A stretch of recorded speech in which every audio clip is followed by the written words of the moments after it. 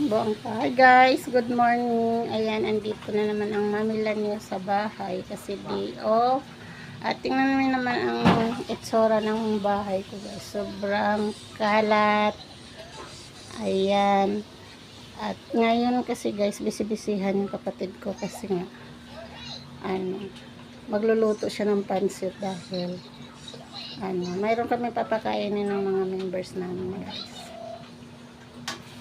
Ayan siya, bisibisihan. Harapan naman sa camera, sis.